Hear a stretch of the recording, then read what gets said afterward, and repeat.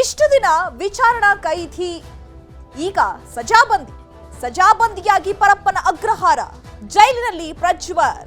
Court ತೀರ್ಪಿನಿಂದ ಆತಂಕಕ್ಕೆ ಒಳಗಾಗಿರೋ ಪ್ರಜ್ವಲ್ ಇನ್ನು ಸಜಾಬಂದಿ ಆಗಿ ತಡರಾತ್ರಿವರೆಗೂ ನಿದ್ರಿಸದ ಪ್ರಜ್ವಲ್ ಇಷ್ಟು ದಿನ ವಿಚಾರಣಾಧೀನ ಖೈದಿಯಾಗಿದ್ರು. ಈಗ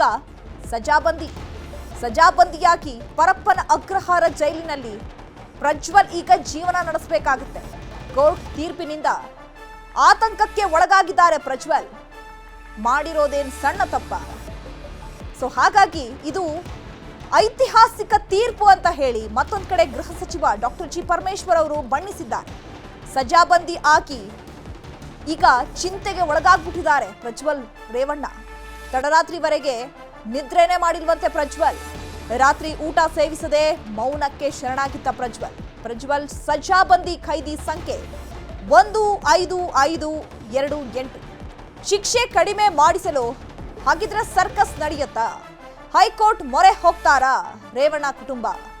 ಜೀವಾವಧಿ ಶಿಕ್ಷೆಯನ್ನು ತಪ್ಪಿಸಲು ಕುಟುಂಬದಲ್ಲಿ ಚರ್ಚೆ ನಡೆಸಲಾಗ್ತಾ ಇದೆ. ಮತ್ತೊಂದು ಕಡೆ ಪ್ರಜ್ವಲ್ ರೇವಣ್ಣ ಕುಟುಂಬವೂ ಕೂಡ ಮೌನಕ್ಕೆ ಶರಣಾಗಿದ್ದಾರೆ. ಅಪ್ಪ, ಅಮ್ಮ, ಅಣ್ಣ ಯಾರು ಕೂಡ ಈ ವಿಚಾರದ ಬಗ್ಗೆ ರಿಯಾಕ್ಷನ್ ಕೊಡ್ತಾ ಇಲ್ಲ. ಯಾಕಂದ್ರೆ ಅವರು ಕೂಡ ಘಾಸಿಗೆ ಒಳಗಾಗಿದ್ದಾರೆ. ಯಾಕಂದ್ರೆ ಈ ರೀತಿಯಾದಂತಹ ತೀರ್ಪನ್ನ ಅವರು ಎಕ್ಸ್ಪೆಕ್ಟೇಷನ್ ಇಟ್ಕೊಂಡಿರಲಿಲ್ಲ. ಸೊ ಹಾಗಾಗಿ ಈಗ ಜೀವಾವಧಿ ಶಿಕ್ಷೆ ಆಗಿರೋದ್ರಿಂದ ಪ್ರಜ್ವಲ್ ರೇವಣ್ಣ ಅವರ ಮುಂದಿನ ಆಯ್ಕೆಗಳು ಯಾವ ರೀತಿ ಇರುತ್ತೆ? ಹೈಕೋರ್ಟ್ ಮೊರೆ ಹೋಗ್ತಾರಾ?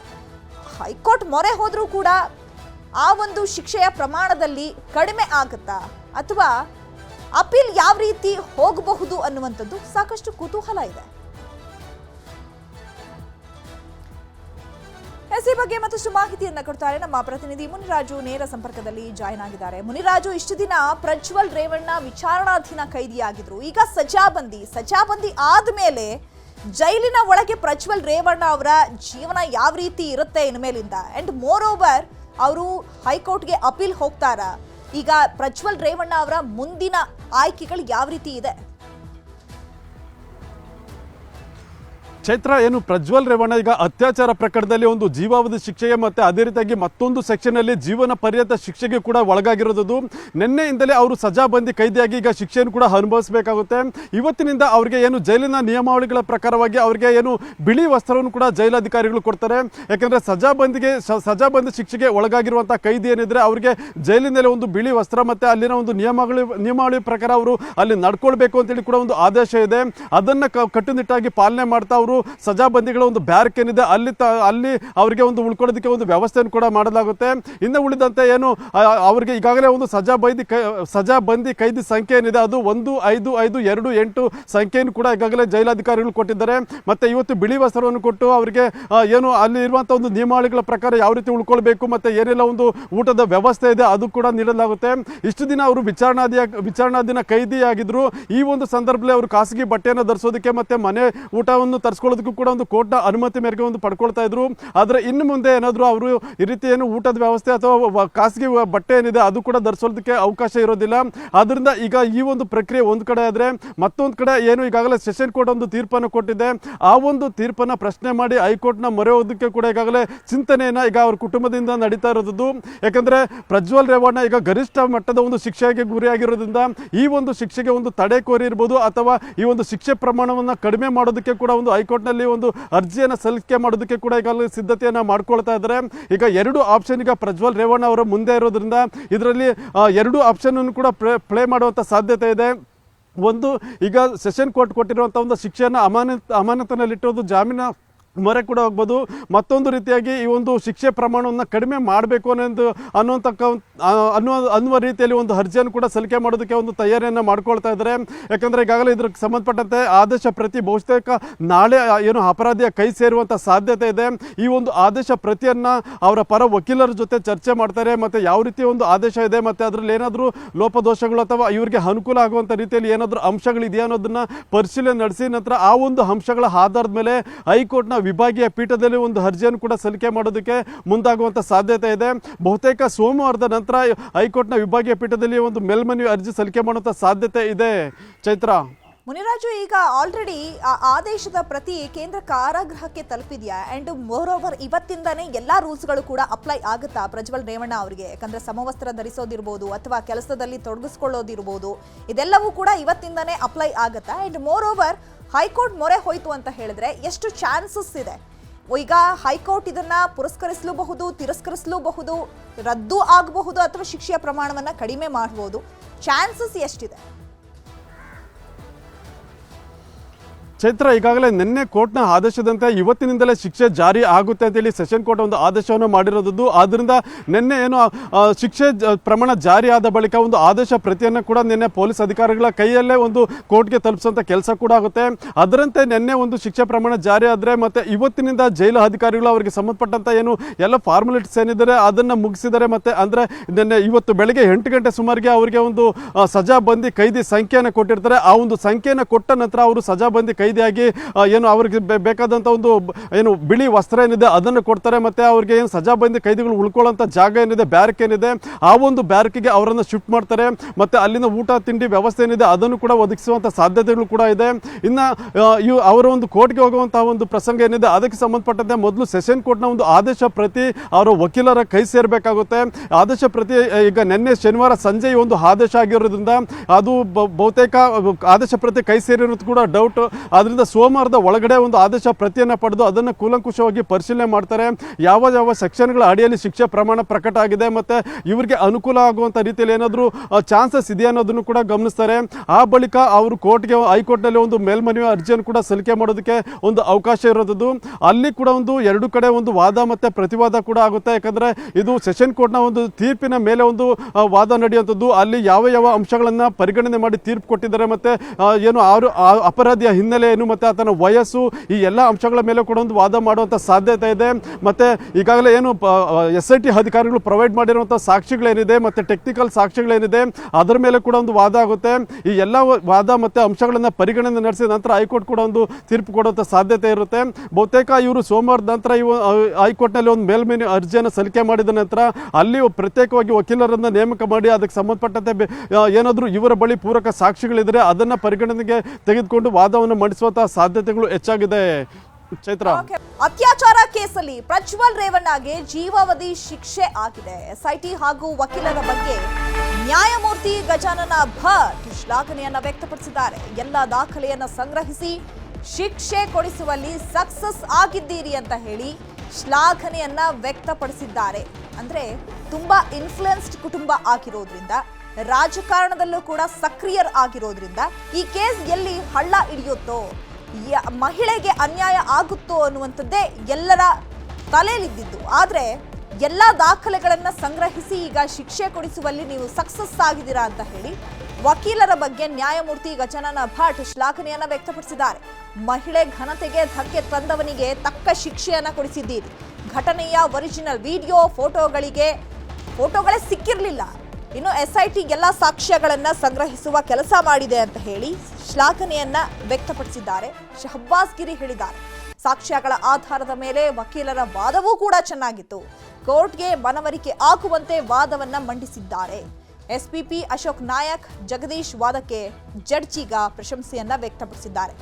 ನ್ಯಾಯಮೂರ್ತಿ ಸಂತೋಷ್ ಗಜಾನನ ಭಟ್ ಅವರಿಂದ ಮೆಚ್ಚುಗೆ ಕೂಡ ವ್ಯಕ್ತವಾಗಿದೆ. ದೊಡ್ಡ ಮಟ್ಟದಲ್ಲಿ ಈ ವಿಚಾರ ಚರ್ಚೆಯಾಗಿತ್ತು. ಅದರಲ್ಲೂ ಕೂಡ ಪ್ರಜ್ವಲ್ ರೇವಣ್ಣ ಅವರ ಕುಟುಂಬ, ಅದರಲ್ಲೂ ಆ ರೇವಣ್ಣ ಅವರ ಕುಟುಂಬ, ಅದರಲ್ಲಿ ಇರುವಂತಹ ಅವರ ತಂದೆ ಇರ್ಬೋದು, ತಾಯಿ ಇರ್ಬೋದು, ಅಣ್ಣ ಇರ್ಬೋದು, ಎಲ್ಲರೂ ಕೂಡ ರಾಜಕೀಯದಲ್ಲಿ ಸಕ್ರಿಯರಾಗಿದ್ರು. ಸಾಕ್ಷ್ಯಗಳನ್ನು ನಾಶ ಮಾಡಿಬಿಡ್ತಾರೆ, ಇವರು ಹೊರಗೆ ಬಂದುಬಿಡ್ತಾರೆ ಬೇಲ್ ಮೇಲೆ, ಮಹಿಳೆಗೆ ಅನ್ಯಾಯ ಆಗತ್ತೆ, ಇದು ಎಲ್ಲ ಕೇಸ್ಗಳ ಥರ ಹಳ್ಳ ಹಿಡಿಯುತ್ತೆ ಅನ್ನುವಂತಹದ್ದೇ ಇದ್ದಿದ್ದು. ಆದರೆ ಈಗ ಮೆಚ್ಚುಗೆಯನ್ನ ವ್ಯಕ್ತಪಡಿಸಿದ್ದಾರೆ ನ್ಯಾಯಮೂರ್ತಿ ಸಂತೋಷ್ ಗಜಾನನ ಭಟ್. ಎಲ್ಲ ದಾಖಲೆಗಳನ್ನ ನೀವು ಸರಿಯಾಗಿ ಸಬ್ಮಿಟ್ ಮಾಡಿದ್ದೀರಾ, ದಾಖಲೆಗಳನ್ನ ಸಬ್ಮಿಟ್ ಮಾಡೋದಲ್ಲದೆ ವಾದವನ್ನ ಕೂಡ ನೀವು ಚೆನ್ನಾಗಿ ಮಂಡಿಸಿದ್ದೀರಾ ಅಂತ ಹೇಳಿ ಮೆಚ್ಚುಗೆಯ ಮಾತನಾಡಿದ್ದಾರೆ. ಪ್ರಜ್ವಲ್ ರೇವಣ್ಣಗೆ ಜೀವಾವಧಿ ಶಿಕ್ಷೆ ಹಿನ್ನೆಲೆ ರಾಜ್ಯದ ಮಟ್ಟಿಗೆ ಇದು ಐತಿಹಾಸಿಕ ತೀರ್ಪಾಗಿದೆ.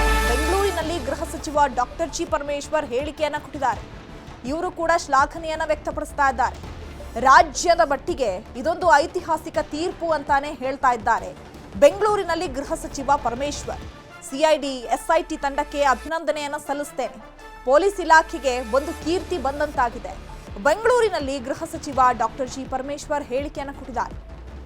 1 ವರ್ಷ 4 ತಿಂಗಳಲ್ಲಿ ತೀರ್ಪು ಬಂದಿದೆ ಅಂತ ಹೇಳಿ ಸತತವಾಗಿ ಸಾಕಷ್ಟು ಪ್ರಕರಣಗಳು ವರ್ಷಗಟ್ಟಲೆ ಹಳ್ಳ ಹಿಡಿಯುತ್ತೆ, ತೀರ್ಪೇ ಸಿಗೋದಿಲ್ಲ. ಅಂಥದ್ರಲ್ಲಿ 1 ವರ್ಷ 4 ತಿಂಗಳಲ್ಲಿ ಒಬ್ಬ ವ್ಯಕ್ತಿಗೆ ಶಿಕ್ಷೆಯನ್ನ ಕೊಡಿಸಿದ್ದೀರಾ, ಸರಿಯಾದ ದಾಖಲೆಗಳನ್ನ ನೀವು ಸಂಗ್ರಹಿಸಿದ್ದೀರಾ. ಸಿಐಡಿ ಹಾಗೆ SITಗೆ ಈ ಮೂಲಕ ಧನ್ಯವಾದವನ್ನ ಕೂಡ ತಿಳಿಸಿದ್ದಾರೆ. ಮೊದಲನೇದಾಗಿ ನಾನು ನಮ್ಮ ಪೊಲೀಸ್ ಇಲಾಖೆಯಲ್ಲಿ ವಿಶೇಷವಾಗಿ COD ಅವರಿಗೆ ಅವ್ರು ಮಾಡಿರ್ತಕ್ಕಂಥ ಉತ್ತಮವಾದ ಕೆಲಸದ ಬಗ್ಗೆ ಅಭಿನಂದನೆ ಸಲ್ಲಿಸ್ತೇನೆ. ಯಾಕೆಂದ್ರೆ ಬಹಳ ಅಚ್ಚುಕಟ್ಟಾಗಿ ಈ ಕೇಸನ್ನು ಅವರು ಮೊದಲಿಂದಲೂ ಕೂಡ BK ಸಿಂಗ್ ಅವರ ನೇತೃತ್ವದಲ್ಲಿ ನಾವು ಒಂದು ಟೀಮನ್ನು ಮಾಡಿದ್ದು, ಎಲ್ಲ ರೀತಿಯ ಎವಿಡೆನ್ಸ್ಗಳನ್ನು ಅವರು ಕೊಟ್ಟಿದ್ದಾರೆ. ಹಾಗಾಗಿ ನ್ಯಾಯಾಧೀಶರು ತೀರ್ಮಾನ ತಗೊಳ್ಳೋದಕ್ಕೆ ಅನುಕೂಲ ಆಯಿತು ಅಂತೇಳಿ ನಾನು ಅಂದ್ಕೊಳ್ತೇನೆ. ಇದು ನಿಜಕ್ಕೂ ಕೂಡ ಒಂದು ಹಿಸ್ಟಾರಿಕಲ್ ಡಿಸಿಷನ್, ಜಡ್ಜ್ಮೆಂಟು. ಅದರಿಂದ ನಮಗೆ ಪೊಲೀಸ್ ಇಲಾಖೆಗೆ ಒಂದು ಒಳ್ಳೆಯ ಕೀರ್ತಿ ಬಂದಾಗ ಆಗಿದೆ. 1 ವರ್ಷ 4 ತಿಂಗಳು, 1 ವರ್ಷ ಸಾಮಾನ್ಯವಾಗಿ ಈ ಥರ ಕೇಸ್ಗಳೆಲ್ಲ ವರ್ಷಗಟ್ಟಲೆ ತಗೊಳುತ್ತೆ. ಅಂಥದ್ರಲ್ಲಿ ಅವರು 1 ವರ್ಷ 4 ತಿಂಗಳಲ್ಲಿ ಮಾಡಿದ್ದಾರೆ. ಹಾಗಾಗಿ ಅವರಿಗೆ ನಾನು ಅಭಿನಂದನೆಯನ್ನು ಹೇಳಲೇಬೇಕು. ಇನ್ನು ಈ ಬಗ್ಗೆ ಮತ್ತಷ್ಟು ಮಾಹಿತಿಯನ್ನ ಕೊಡ್ತಾರೆ ನಮ್ಮ ಪ್ರತಿನಿಧಿ ಮುನಿರಾಜು, ನೇರ ಸಂಪರ್ಕದಲ್ಲಿ ಜಾಯ್ನ್ ಆಗಿದ್ದಾರೆ. ಮುನಿರಾಜು, ಈ ಪ್ರಜ್ವಲ್ ರೇವಣ್ಣ ಅವರ ಒಂದು ಪ್ರಕರಣ ಇಡೀ ದೇಶದಲ್ಲೇ ಸಂಚಲನ ಸೃಷ್ಟಿ ಮಾಡಿತ್ತು. ಅದರಲ್ಲೂ ಕೂಡ ಪ್ರಜ್ವಲ್ ರೇವಣ್ಣ ಅವರ ಕುಟುಂಬ ಯಾವ ರೀತಿಯಾಗಿ ರಾಜಕೀಯದಲ್ಲಿ ಸಕ್ರಿಯವಾಗಿದೆ, ಜೊತೆಗೆ ಎಷ್ಟು ಪ್ರಭಾವಿತವಾಗಿದೆ ಅನ್ನುವಂಥದ್ದು ಎಲ್ರಿಗೂ ಕೂಡ ಗೊತ್ತಿರುವಂಥದ್ದು. ಎಲ್ಲರೂ ಅಂದ್ಕೊಂಡಿದ್ದು ಈ ಒಂದು ಪ್ರಕರಣ ಹಳ್ಳ ಹಿಡಿಯುತ್ತೆ, ಅವರು ಈಸಿಯಾಗಿ ಹೊರಗೆ ಬರ್ತಾರೆ ಅಂತ ಹೇಳಿ. ಬಟ್ ಈಗ ಅನ್ನಿಸ್ತಾ ಇದೆ ಆ ವ್ಯಕ್ತಿಗೆ ಶಿಕ್ಷೆ ಕೊಡಿಸುವಲ್ಲಿ ವಕೀಲರು ಕೂಡ ಇಲ್ಲಿ ಸಕ್ಸಸ್ ಆಗಿದ್ದಾರೆ ಅಂತ ಹೇಳಿ. ಮತ್ತೊಂದು ಕಡೆ ಗೃಹ ಸಚಿವರು ಕೂಡ ಶ್ಲಾಘನೆಯನ್ನ ವ್ಯಕ್ತಪಡಿಸಿದ್ದಾರೆ. ನ್ಯಾಯಮೂರ್ತಿ ಗಜಾನನ ಭಟ್ ಅವರು ಯಾವ ರೀತಿಯಾಗಿ ಶ್ಲಾಘನೆಯನ್ನ ವ್ಯಕ್ತಪಡಿಸಿದ್ದಾರೆ, ಏನ್ ಹೇಳಿದ್ರು? ಚೈತ್ರ, ಇದೊಂದು ಹೈ ಪ್ರೊಫೈಲ್ ಕೇಸ್ ಆಗಿರೋದು. ಯಾಕಂದ್ರೆ ಮೊದಲು ಈ ಒಂದು ಕೇಸ್ ರಿಜಿಸ್ಟರ್ ಆದ ಬಳಿಕ ಇದರ ತನಿಖೆ ಎಷ್ಟರ ಮಟ್ಟಿಗೆ ಒಂದು ನಡೆಯುತ್ತೆ ಮತ್ತೆ ಯಾವ ರೀತಿ ಶಿಕ್ಷೆ ಆಗುತ್ತೆ ಅನ್ನೋದ್ರ ಬಗ್ಗೆ ಸಾಕಷ್ಟು ಚರ್ಚೆಗಳು ಕೂಡ ಉಂಟಾಗಿತ್ತು. ಮತ್ತೆ ಈ ಒಂದು ವಿಡಿಯೋ ಮತ್ತೆ ಪೆನ್ ಡ್ರೈವ್ ಬೆಳಕಿಗೆ ಬಂದಾಗ ಅದರಲ್ಲಿ ಇರುವಂಥ ಒರಿಜಿನಲ್ ಫುಟೇಜ್ ಏನಿದೆ ಮತ್ತೆ ಅದು ಮತ್ತೆ ಆ ಒಂದು ಮೊಬೈಲ್ ಫೋನ್ ಕೂಡ ಪತ್ತೆ ಆಗಿರಲಿಲ್ಲ. ಮತ್ತೆ ಇದು SITಗೂ ಕೂಡ ಒಂದು ರೀತಿ ಎಲ್ಲೊಂದು ಕಡೆ ಸವಾಲಿನ ಒಂದು ಕೇಸ್ ಕೂಡ ಆಗಿರುತ್ತೆ. ಯಾಕಂದ್ರೆ ಒಂದು ಪ್ರಬಲ ಒಂದು ಕೇಸನ್ನು ಇವರು ತನಿಖೆ ಮಾಡ್ತಾ ಇದ್ದಾರೆ. ಮಾಜಿ ಸಂಸದರು ಮತ್ತೆ ಅಲ್ಲಿ ಒಂದು ಏನು ದೊಡ್ಡ ಕುಟುಂಬದ ಒಂದು ಕೇಸ್ ಇದು ಕೂಡ ಆಗಿತ್ತು. ಆದ್ರಿಂದ ಇದ್ರ ಬಗ್ಗೆ ತನಿಖೆ ಮಾಡುವಂಥ ಸಂದರ್ಭದಲ್ಲಿ ಯಾವುದೇ ಎವಿಡೆನ್ಸ್ ಇಲ್ಲದೆ ಇದ್ರೂ ಕೂಡ ಪೊಲೀಸರು ಅದನ್ನ ತುಂಬಾ ಆಳವಾಗಿ ಒಂದು ತನಿಖೆಯನ್ನು ಮಾಡೋದಕ್ಕೆ ಮುಂದಾಗ್ತಾರೆ. ಪ್ರಮುಖವಾಗಿ ಟೆಕ್ನಿಕಲ್ ಎವಿಡೆನ್ಸ್ಗಳ ಮೇಲೆ ಆಧಾರದ ಮೇಲೆ ಇವರು ತನಿಖೆಯನ್ನು ಆರಂಭ ಮಾಡಿ ನಂತರ ಅದಕ್ಕೆ ಆಧುನಿಕ ತಂತ್ರಜ್ಞಾನ ಮತ್ತೆ ವೈಜ್ಞಾನಿಕವಾಗಿ ಈ ಒಂದು ಕೇಸನ್ನು ಇನ್ವೆಸ್ಟಿಗೇಷನ್ ಮಾಡ್ತಾರೆ. ಅದಕ್ಕೆ ಸಂಬಂಧಪಟ್ಟಂತ ಎಲ್ಲ ಪೂರಕ ದಾಖಲೆಗಳನ್ನು ಕೂಡ ಸಂಗ್ರಹ ಮಾಡಿ ತನಿಖೆಯನ್ನು ಮಾಡಿ ಇದನ್ನ ಚಾರ್ಜ್ ಶೀಟ್ ಹಂತಕ್ಕೂ ಕೂಡ ತಂದಿದ್ದಾರೆ. ಯಾಕಂದ್ರೆ ಒಂದು ಸಮಾಜದಲ್ಲಿ ಮಹಿಳೆ ಒಂದು ಗೌರವ ಮತ್ತೆ ಘನತೆಯನ್ನು ಕಾಪಾಡಬೇಕಾಗುತ್ತೆ. ಆದರೆ ಇಲ್ಲಿ ಸೋಷಿಯಲ್ ಮೀಡಿಯಾದಲ್ಲಿ ಒಂದು ವಿಡಿಯೋಗಳು ವೈರಲ್ ಆಗುತ್ತೆ ಮತ್ತೆ ಪೆನ್ ಡ್ರೈವ್ ನಲ್ಲಿ ಎಲ್ಲ ಕಡೆ ಹಂಚಿಕೆ ಆಗುತ್ತೆ. ಇಂಥ ಒಂದು ಕೇಸ್ನಲ್ಲಿ ಯಾವುದೇ ಒಂದು ಏನು ಅಂದ್ರೆ ಮೂಲ ಒಂದು ವಿಡಿಯೋ ಮತ್ತೆ ಫುಟೇಜ್ ಕೂಡ ಸಿಗದಂತ ಸಂದರ್ಭದಲ್ಲಿ ಪೊಲೀಸರು ಅದನ್ನ ತನಿಖೆಗೆ ಕೈಗೆತ್ಕೊಂಡಾಗ ಮೊದಲಿಗೆ ಅವರಿಗೆ ಟೆಕ್ನಿಕಲ್ ಆಗಿ ಏನಾದರೂ ಇದರಲ್ಲಿ ಎವಿಡೆನ್ಸ್ ಕಲೆಕ್ಟ್ ಮಾಡ್ಬೋದಾ ಮತ್ತೆ ತಾಂತ್ರಿಕವಾಗಿ ಏನಾದರೂ ಪತ್ತೆ ಹಚ್ಚೋದಕ್ಕೆ ಸಾಧ್ಯ ಆಗುತ್ತಾ ಅನ್ನೋದ್ರ ಬಗ್ಗೆ ಗಮನವನ್ನು ಹರಿಸಿ FSL ಮುಖಾಂತರವಾಗಿ ಪ್ರತಿಯೊಂದು ಅಂಶಗಳನ್ನು ಕೂಡ ಬಯಲಿಗೆ ತರೋದ್ರಲ್ಲಿ ಸಕ್ಸಸ್ ಆಗಿದ್ರು. ನಂತರ ಇದನ್ನ ಚಾರ್ಜ್ ಶೀಟ್ ಮಾಡಿ ಕೋರ್ಟ್ಗೆ ಸಬ್ಮಿಟ್ ಮಾಡ್ತಾರೆ ಮತ್ತೆ ಅಲ್ಲಿ ಟ್ರಯಲ್ ಕೂಡ ಶುರುವಾಗುತ್ತೆ. ಈ ಒಂದು ಸಂದರ್ಭದಲ್ಲಿ ಪೊಲೀಸರು ಮಾಡಿದಂಥ ಒಂದು ಕಾರ್ಯ ಮತ್ತೆ ಅವರು ಮಾಡಿರುವಂತಹ ತಾಂತ್ರಿಕ ಪರಿಣಿತಿ ಏನಿದೆ ಅದಕ್ಕೆ ಸಂಬಂಧಪಟ್ಟಂತೆ ಕೋರ್ಟ್ ತುಂಬಾ ಒಂದು ಶ್ಲಾಘನೆಯನ್ನು ಕೂಡ ವ್ಯಕ್ತಪಡಿಸಿರುವಂಥದ್ದು. ಯಾಕಂದ್ರೆ ಆಧುನಿಕ ತಂತ್ರಜ್ಞಾನ ಮತ್ತೆ ವೈಜ್ಞಾನಿಕತೆಯನ್ನು ಬಳಸಿಕೊಂಡು ಸಾಕ್ಷ್ಯಗಳನ್ನು ಕಲೆಕ್ಟ್ ಮಾಡಿದರೆ ಮತ್ತೆ ಅದು ತುಂಬಾ ತುಂಬಾ ಮಹತ್ವಪೂರ್ಣ ದಾಖಲೆಗಳು ಕೂಡ ಆಗಿದ್ದಾವೆ. ಅದರಿಂದ SITಯ ಒಂದು ಕಾರ್ಯವನ್ನು ನ್ಯಾಯಾಧೀಶರು ಕೂಡ ಒಂದು ಶ್ಲಾಘನೆ ವ್ಯಕ್ತಪಡಿಸಿರುವಂಥದ್ದು ಮತ್ತೆ ತುಂಬಾ ಮೆಚ್ಚುಗೆಯನ್ನು ಕೂಡ ವ್ಯಕ್ತಪಡಿಸಿದ್ದಾರೆ. ಮತ್ತೆ SIT ಅಧಿಕಾರಿಗಳು ತನಿಖೆ ಮಾಡಿ ಸಂಗ್ರಹ ಮಾಡಿದಂಥ ಸಾಕ್ಷ್ಯಗಳನ್ನು ಬಳಸಿಕೊಂಡು ಪ್ರಾಸಿಕ್ಯೂಷನ್ ಕೂಡ ತುಂಬಾ ಅಚ್ಚುಕಟ್ಟಾಗಿ ಒಂದು ವಾದವನ್ನು ಕೂಡ ಮಂಡಿಸಿದ್ದಾರೆ. ಅದರಿಂದ ಪ್ರಾಸಿಕ್ಯೂಷನ್ ಪರವಾಗಿ ಏನು SPP ಆಗಿರುವಂತಹ ಅಶೋಕ್ ನಾಯಕ್ ಮತ್ತೆ BN ಜಗದೀಶ್ ಏನಿದ್ರೆ ಅವ್ರಿಗೂ ಕೂಡ ಒಂದು ಮೆಚ್ಚುಗೆಯನ್ನ ಈಗ ನ್ಯಾಯಾಧೀಶರು ವ್ಯಕ್ತಪಡಿಸಿರೋದು. ಇಬ್ರು ಕೂಡ ತುಂಬಾ ಅಚ್ಚುಕಟ್ಟಾಗಿ ಒಂದು ವಾದವನ್ನು ಮಂಡಿಸಿದ್ರು ಮತ್ತೆ ಅಲ್ಲಿರುವಂತಹ ಸಾಕ್ಷ್ಯಗಳನ್ನ ಕೋರ್ಟ್ಗೆ ಮನವರಿಕೆ ಆಗೋ ರೀತಿಯಲ್ಲಿ ಒಂದು ವಾದ ಮಂಡನೆ ಮಾಡಿದ್ರಿಂದ ಈ ಒಂದು ಕೇಸ್ನ ಒಂದು ತಾರ್ಕಿಕ ಅಂತ್ಯಕ್ಕೆ ಬರೋದಕ್ಕೆ ಸಾಧ್ಯ ಆಗಿದೆ ಅಂತ ಹೇಳಿ ಕೂಡ ಈ ಒಂದು ತೀರ್ಪಿನ ಪ್ರತಿಯಲ್ಲಿ ಕೂಡ ಉಲ್ಲೇಖ ಮಾಡಿದ್ದಾರೆ. ಅದರಿಂದ ಸುಮಾರು 400 ರೇಪ್ ಕೇಸ್ನಲ್ಲಿ ಪ್ರಜ್ವಲ್ ಸಿಕ್ಕಿ ಬಿದ್ದಿದ್ದು ಟರ್ಕಿ ಟೆಕ್ನಾಲಜಿಯಿಂದ economical comparison of genital features ತಂತ್ರಜ್ಞಾನವನ್ನ ಇಲ್ಲಿ ಬಳಸಲಾಗಿದೆ. ಟರ್ಕಿಯಲ್ಲಿ ಬಳಕೆ ಇದ್ದಂತಹ ಟೆಕ್ನಾಲಜಿಯನ್ನ ಭಾರತದಲ್ಲಿ ಮೊದಲ ಬಾರಿಗೆ ಬಳಕೆ ಆಗಿದೆ. ಈಗ ಅಧಿಕಾರಿಗಳು ಏನ್ ಎವಿಡೆನ್ಸ್ ಅನ್ನ ಕಲೆಕ್ಟ್ ಮಾಡಿದ್ರಲ್ಲ, ಆ ಎವಿಡೆನ್ಸ್ ಕಲೆಕ್ಟ್ ಮಾಡಿರೋದ್ರ ಜೊತೆಗೆ ಅದನ್ನ ಗೌಪ್ಯವಾಗಿಟ್ಟು ಅದನ್ನ ಟರ್ಕಿ ಟೆಕ್ನಾಲಜಿಯ ಮೂಲಕ ಎವಿಡೆನ್ಸ್ ಅನ್ನ ಮತ್ತಷ್ಟು ಕಲೆಕ್ಟ್ ಮಾಡಿದ್ದಾರೆ. Anatomical comparison of genital features ತಂತ್ರಜ್ಞಾನವನ್ನ ಇಲ್ಲಿ ಬಳಕೆ ಮಾಡಿಕೊಂಡಿದ್ದಾರೆ. ಟರ್ಕಿಯಲ್ಲಿ ಇದು ಬಳಕೆಯಲ್ಲಿದೆ. ಮೊದಲ ಬಾರಿಗೆ ಈ ಟೆಕ್ನಾಲಜಿಯನ್ನ ಭಾರತದಲ್ಲಿ ಬಳಕೆ ಮಾಡಿಕೊಳ್ಳಲಾಗಿದೆ. ಜನನೇಂದ್ರಿಯದ ಫಿಸಿಕಲ್ ಅಪಿಯರೆನ್ಸ್ ಪತ್ತೆ ಹಚ್ಚುವಂತಹ ತಂತ್ರಜ್ಞಾನ ಇದು. ಫಿಂಗರ್ ಪ್ರಿಂಟ್ ಮಾದರಿಯಲ್ಲಿಯೇ ಖಾಸಗಿ ಅಂಗದ ಗುರುತನ್ನ ಪತ್ತೆ ಮಾಡಲಾಗುತ್ತೆ. ಮೊದಲು ವಿಡಿಯೋ ಸ್ಕ್ರೀನ್ ಶಾಟ್ ತೆಗೆದು ಹೈ ರೆಸಲ್ಯೂಷನ್ಗೆ ಅದನ್ನ ಕನ್ವರ್ಟ್ ಮಾಡುತ್ತೆ. ಆ ರೀತಿಯಾದಂತಹ ಫೀಚರ್ ಈ ಟೆಕ್ನಾಲಜಿ ಒಳಗೊಂಡಿದೆ. ನಂತರ ವ್ಯಕ್ತಿಯ ಖಾಸಗಿ ಅಂಗ, ಸೊಂಟ, ಕೈ ಫೋಟೋ ತೆಗೆಯಲಾಗುತ್ತೆ. ನಂತರ ಚರ್ಮ, ವೈದ್ಯರು, ಮೂತ್ರಶಾಸ್ತ್ರ ತಜ್ಞರಿಂದ ಅದನ್ನ ಪರಿಶೀಲನೆ ಮಾಡಲಾಗುತ್ತೆ. ಎರಡೂ ಫೋಟೋದಲ್ಲಿ ಹೋಲಿಕೆ ಕೂಡ ಮಾಡಲಾಗುತ್ತೆ. ಅಷ್ಟು ಹೈ ರೆಸಲ್ಯೂಷನ್ ಇರುವಂತಹ ಫೀಚರ್ ಅನ್ನ ಈ ಟರ್ಕಿ ಟೆಕ್ನಾಲಜಿ ಹೊಂದಿದೆ. ಅದನ್ನ ಈಗ ಮೊದಲ ಬಾರಿಗೆ ಭಾರತದಲ್ಲಿ ಯೂಸ್ ಮಾಡಿಕೊಳ್ಳಲಾಗಿದೆ. ಕಡೆಗೆ ವಿಡಿಯೋದಲ್ಲಿ ಇರೋದು ಅದೇ ವ್ಯಕ್ತಿ ಅಂತ ಪತ್ತೆಯಾಗುತ್ತೆ. ಯಾವುದಾದರೂ ಒಂದು ಭಾಗ ಹೋಲಿಕೆ ಸಿಕ್ಕರೂ ಆರೋಪಿ ಪತ್ತೆಯಾಗುತ್ತೆ. ಟರ್ಕಿ ಟೆಕ್ನಾಲಜಿ ಬಳಿಕ ಸಕ್ಸಸ್ ಆಗಿದ್ದಾರೆ SIT ಟೀಮ್.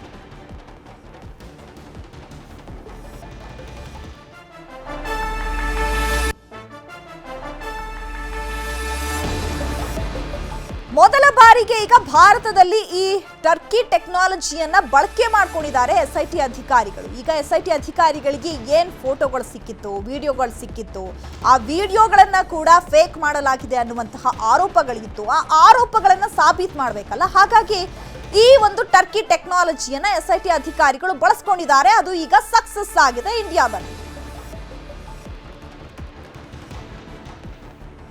ಈ ಬಗ್ಗೆ ಮತ್ತಷ್ಟು ಮಾಹಿತಿಯನ್ನು ಕೊಡ್ತಾರೆ ನಮ್ಮ ಪ್ರತಿನಿಧಿ ಮುನಿರಾಜು. ನೇರ ಸಂಪರ್ಕದಲ್ಲಿ ಜಾಯ್ನ್ ಆಗಿದ್ದಾರೆ. ಮುನಿರಾಜು, ಭಾರತದಲ್ಲಿ ಮೊದಲ ಬಾರಿಗೆ ಈ ಟರ್ಕಿ ಟೆಕ್ನಾಲಜಿಯನ್ನ ಬಳಕೆ ಮಾಡ್ಕೊಂಡಿರುವಂತದ್ದು, ಇದನ್ನ ಮೊದಲ ಬಾರಿಗೆ ಭಾರತದಲ್ಲಿ ಬಳಕೆ ಮಾಡ್ಕೊಂಡಿರುವಂತದ್ದು ಎಷ್ಟರ ಮಟ್ಟಿಗೆ ಸಕ್ಸಸ್ ಆಗಿದೆ ಅಂಡ್ SIT ಅಧಿಕಾರಿಗಳು ಈ ಟೆಕ್ನಾಲಜಿಯನ್ನ ಯಾವ ರೀತಿ ಯೂಸ್ ಮಾಡ್ಕೊಂಡಿದ್ದಾರೆ ಅಂಡ್ ಈ ಒಂದು ಟೆಕ್ನಾಲಜಿಯ ವಿಶೇಷತೆಗಳೇನು?